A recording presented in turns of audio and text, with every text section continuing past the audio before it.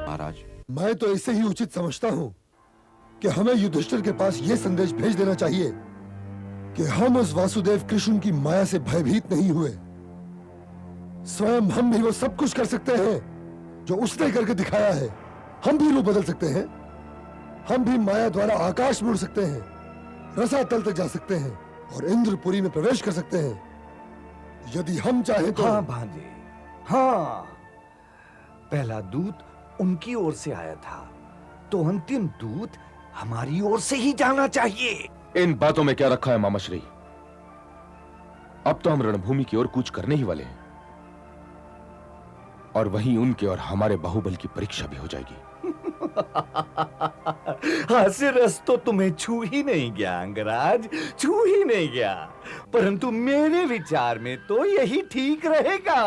परंतु मामाश्री, आपके विचार से वहां किसे भेजा जाए? यदि मित्र कर्ण को भेजा जाए तो कैसा रहेगा? अरे ऐसा तो सोचना भी नहीं भांजे, हैं? ऐसा तो सोचना भी नहीं भांजे, क्योंकि यदि अंगराज को वहां भेजा गया और इनको उनकी कोई कही हुई बात बुरी लग गई तो ये तो वही युद्ध आरंभ कर देंगे और तब तक नहीं लौटेंगे जब तक ये विजय प्राप्त न कर ले। तो फिर तुम्हारी और मेरी प्यास का क्या होगा? क्या होगा तुम्हारी और मेरी प्यास का? इसलिए प्रिय दुर्योधन, मेरे विचार में पुत्रोल्लूक को उनके पास भेजना चाहिए ताकि युद्ध से पहले ये भी तो उन्हें देख ले। यही उचित रहेगा मामाश्री, क्योंकि युद्ध के उपरांत तो वो देखने योग्य भी नहीं रह जाएंगे। बिल्कुल ठीक कहा भांजे।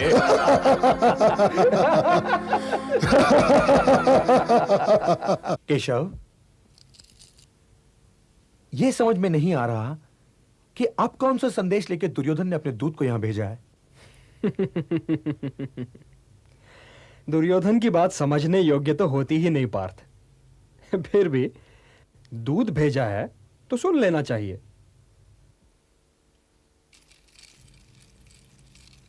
अभिवादन।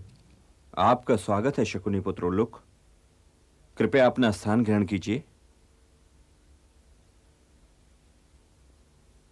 और अब कृपया यह बताइए कि प्रिय दुर्योधन ने क्या संदेश भेजा है।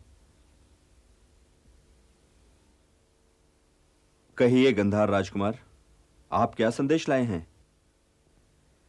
हे राजेंद्र, हे भरत नंदन, हे नरश्रेष्ठ, मैं दूत हूं और मुझे विश्वास है कि आप दूत की सुरक्षा का मर्म जानते हैं।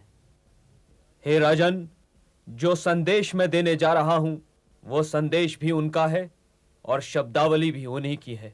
भय का कोई कारण नहीं उलुक, जो कहने भेजे गए हो वो कह डालो। जो आज्ञा। हे महाराज, महामना धृतराष्ट्र पुत्र दुर्योधन ने यह संदेश भेजा है कि तुम द्यूत में अपना राज्य, अपने भाई और अपनी पत्नी तक को हार चुके थे। तुम्हारी पत्नी खींचकर राजसभा में लाई गई और तुम कायरों की भांति ये अपमान सहन कर गए। उसके बाद तुम 12 वर्षों के वनवास में रहे और अज्ञातवास का 1 वर्ष तुमने विराट राज के दासत्व में बिताया। तुम कायर हो और कभी क्षत्रिय रहे हो तो रहे हो, किंतु आज तो क्षत्रिय भी नहीं हो। फिर किस मुंह से इंद्रप्रस्थ मांग रहे हो?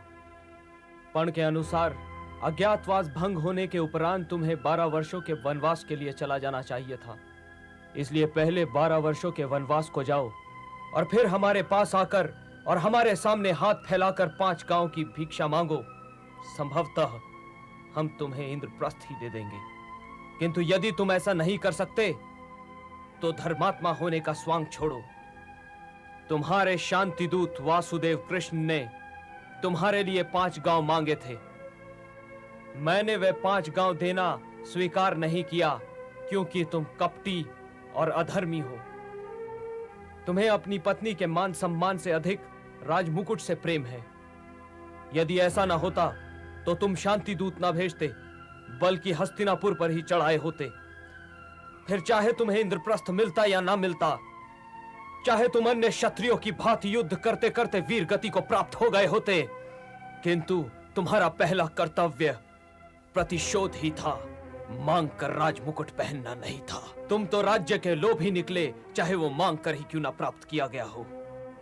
जो व्यक्ति अपनी पत्नी के मान सम्मान की रक्षा नहीं कर सकता, वो क्षत्रिय तो क्या मनुष्य मात्र भी नहीं है। संदेश ये है कि युद्ध को ध्यान से निकाल दो और जिस मायावी श्री कृष्ण की मायावी शक्तियों पर तुम उछल रहे हो, उन शक्तियों का हम पर कोई प्रभाव नहीं होगा, क्योंकि मायावी शक्तियां हमारे पास भी हैं और युद्ध में माया की नहीं बाहुबल की आवश्यकता होती है।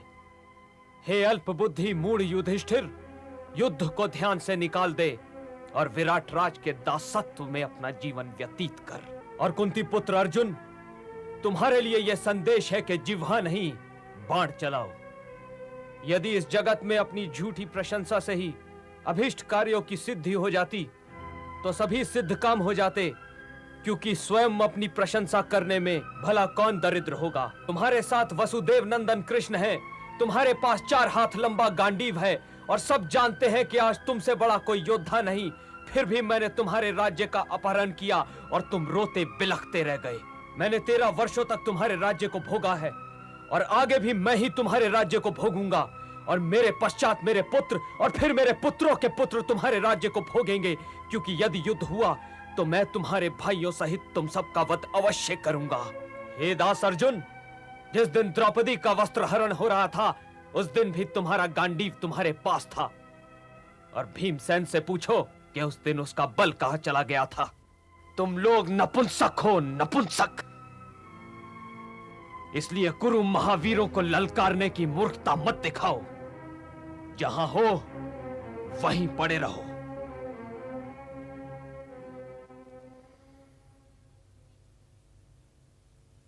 हे द्यूत कुशल कपटी शकुनी के पुत्र, तुमने संदेश देकर अपने कर्तव्य का पालन कर लिया और हमने सुनकर अपने कर्तव्य का। अब तुम जाओ और जाकर गांधारी नंदन से कहो कि हे दुर्योधन, तुम क्षत्रिय की भांति जी तो नहीं सके, किंतु अब क्षत्रिय की भांति वीर गति को प्राप्त होने का प्रयत्न तो करो, क्योंकि क्षत्रिय की भांति स्वयं अपने मृत्यु को गले लगाना सरल नहीं, बड़ा कठिन कार्य है।